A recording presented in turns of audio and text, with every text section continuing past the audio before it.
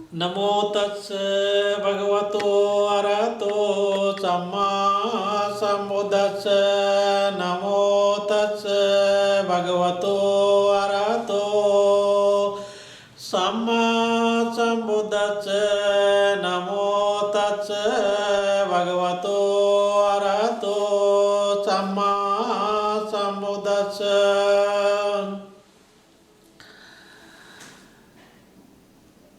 धम्मपद त्रिपिटक साहित्य में सबसे महत्वपूर्ण एक ग्रंथ है खुद्दक निकाय। खुद्दक निकाय का एक अंग है धम्मपद, धर्म के पद।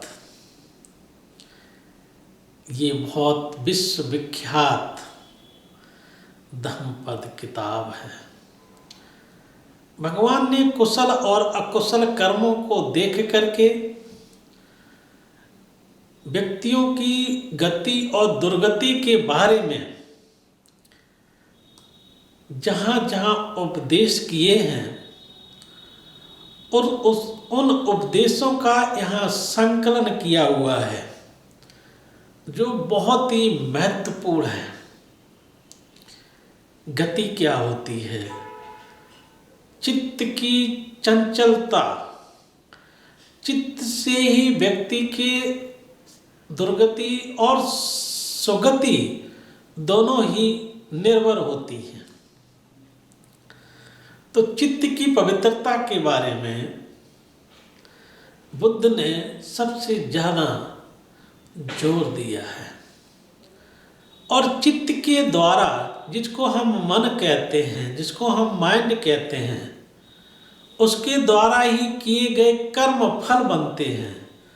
उन कर्म फल का परिणाम और दुष्परिणाम क्या होता है उसके बारे में तथागत ने बताया हुआ है। तो धम्मपद का पहला वर्ग है यमक बग्गो, और यमक बग्गो की पहली गाथा है मनोपबंगमा धम्मा मनोशिष्टा मनोमया। मनसा चे पदोत्थेन भासति वा करोति वा ततो नं दुःखमनिवेति चक्रं वा वहतो पदं। प्रत्येक मनुष्य का मन ही अग्रगामी प्रधान है, अर्थात हम सारे मनोमय हैं।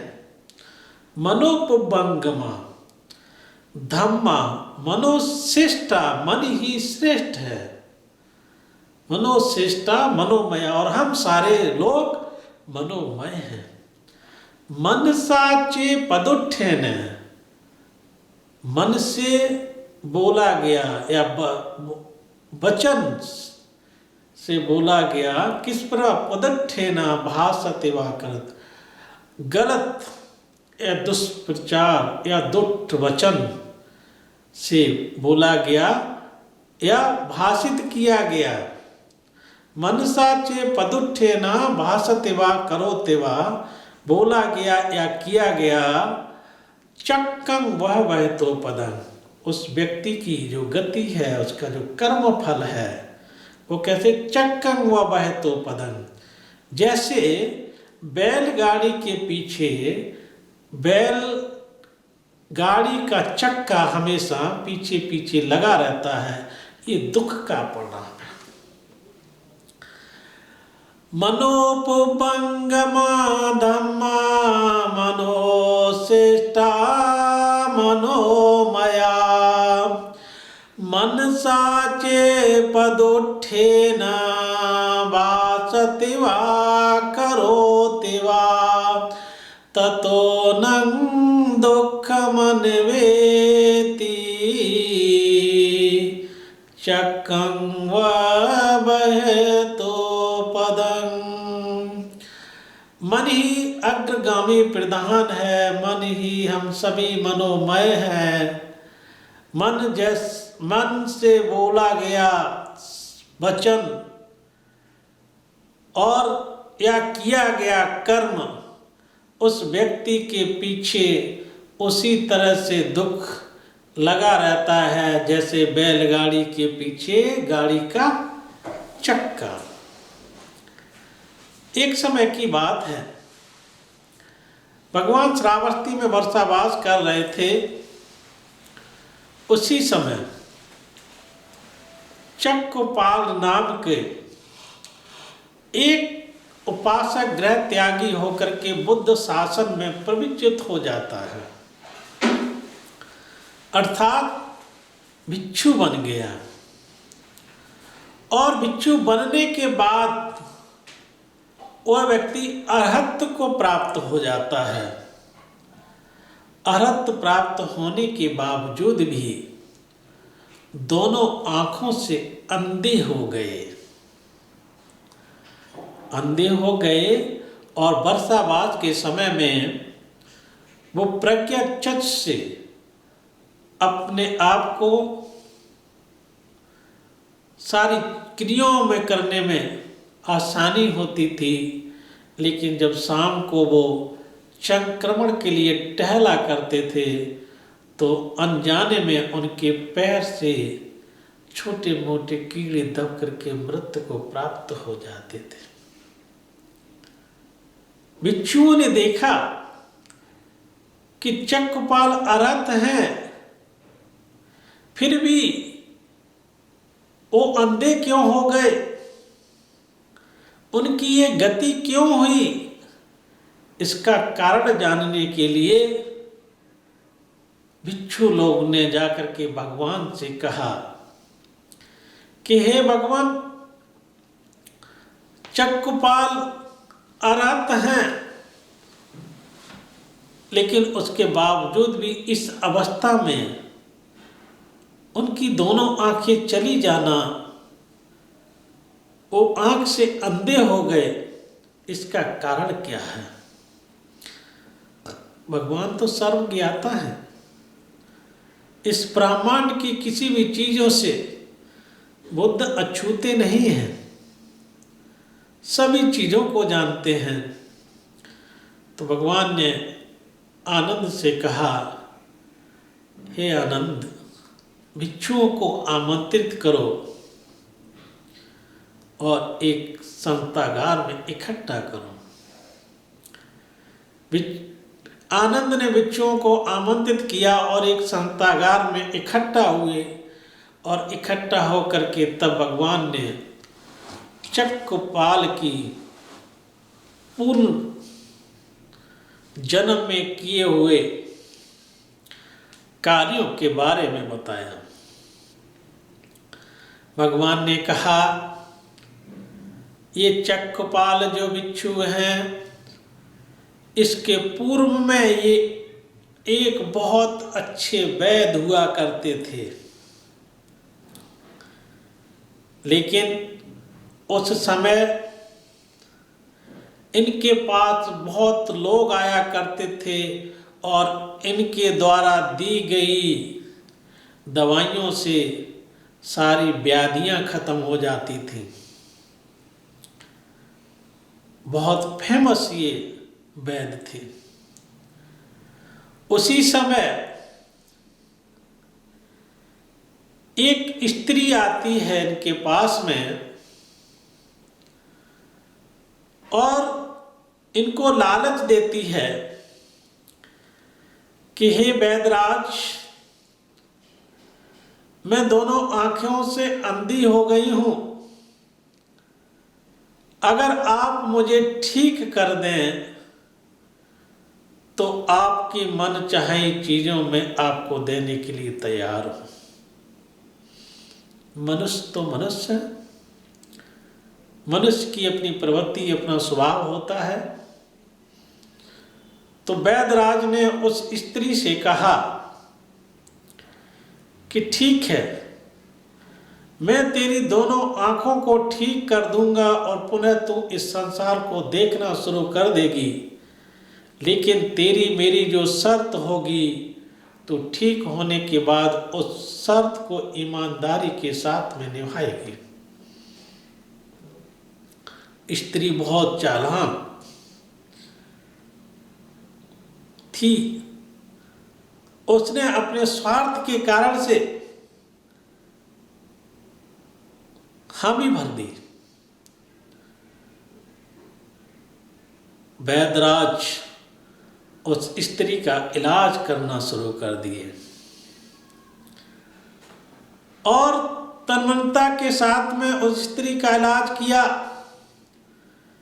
और इलाज करते करते करते एक दिन ऐसा आया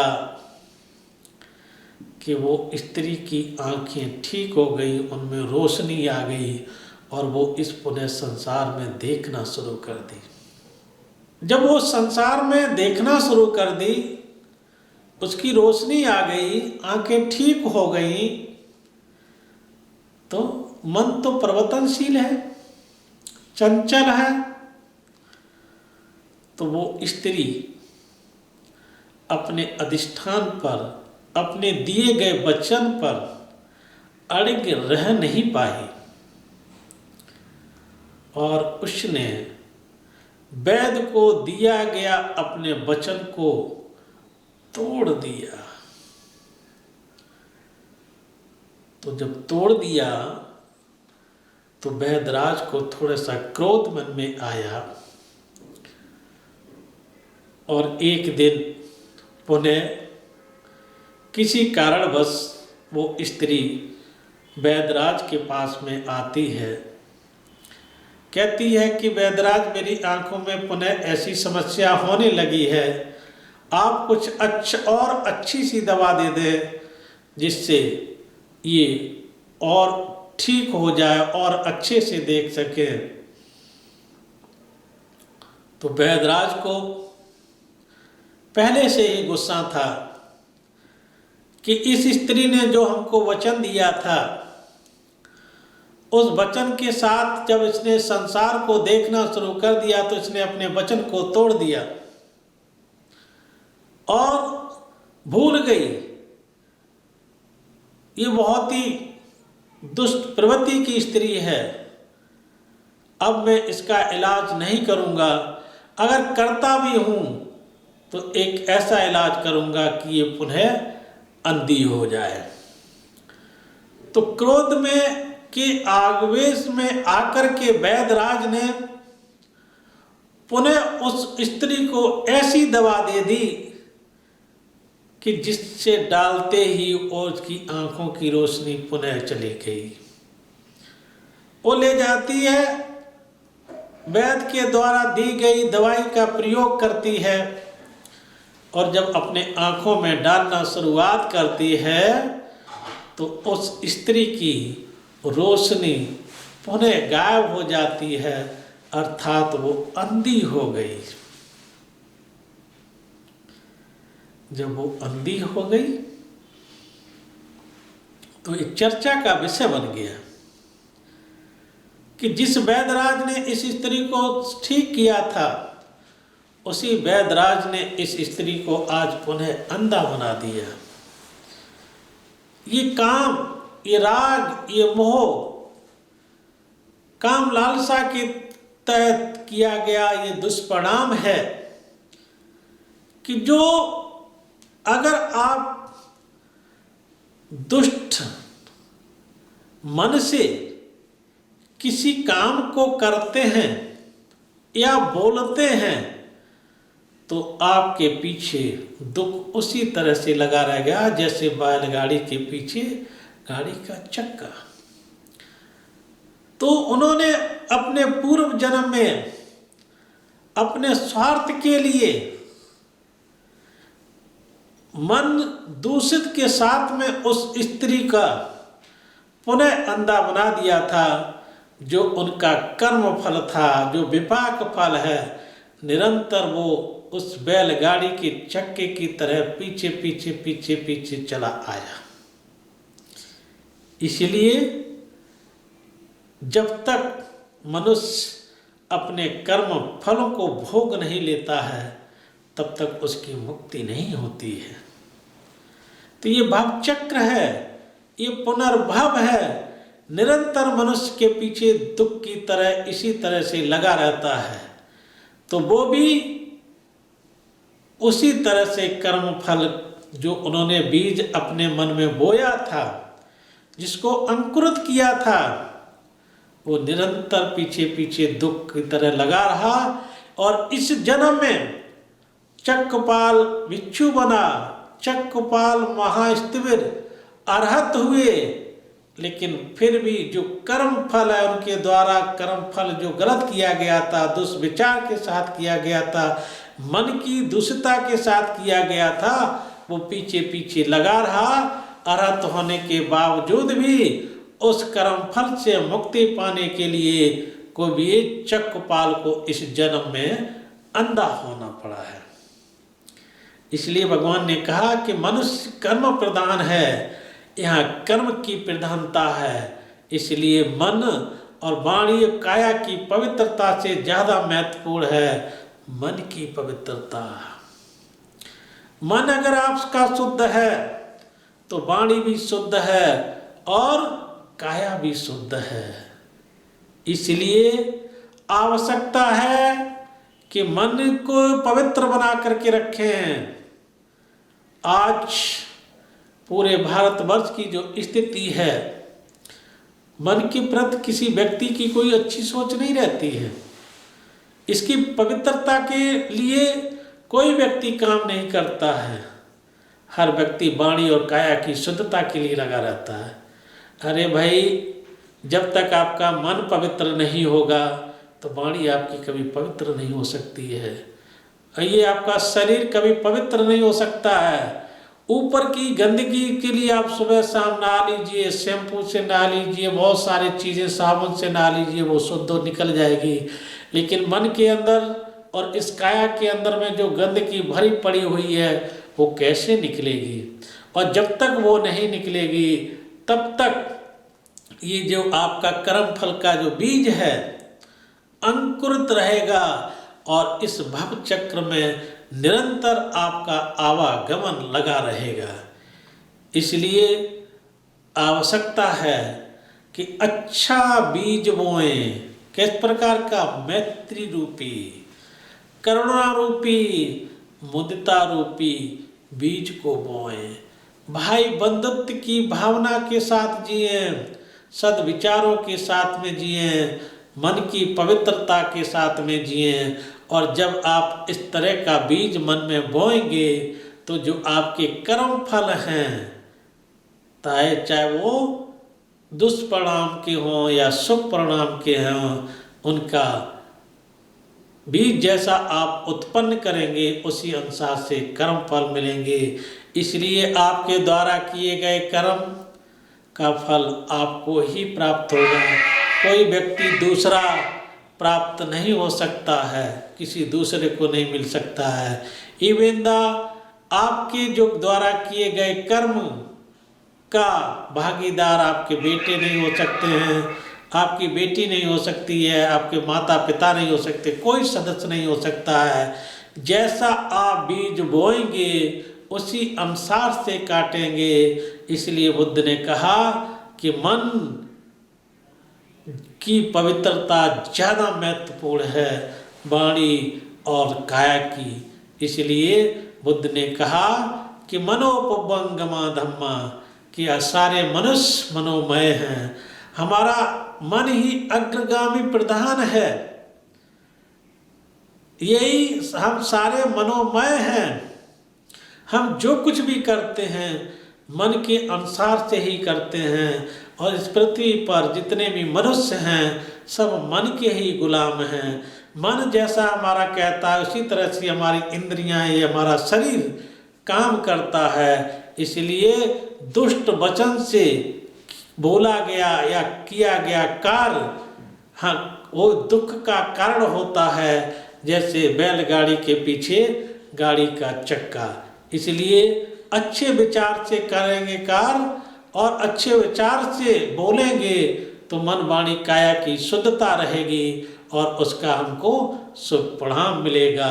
इसलिए बुद्ध की जो वाणी पवित्र वाणी है जो कुशल अकुशल कर्म को बताती है उसका समावेश धम्मपद की गाथाओं में किया गया है। आज एमक वद्य की पहली गाथा का जो दुष्परिणाम है जो तथागत ने चक्रपाल को लेकर के कही थी वो यही है कि जो हमारा कर्म फल है वो कभी पीछे नहीं छोड़ता है। इसलिए जीवन में जब कर्म करें सचेतन अवस्था के साथ में करें, हाँ, और तत्क्षण सजगता के साथ में करें। आप जैसा कर्म करेंगे उसी अनुसार से आपको फल भी मिलेगा। इन्हीं शब्दों के साथ में सभी के प्रति मंगल मैत्री करते हुए अपनी बात को समाप्त करता हूँ। सबको बहुत बहुत धन्यवाद।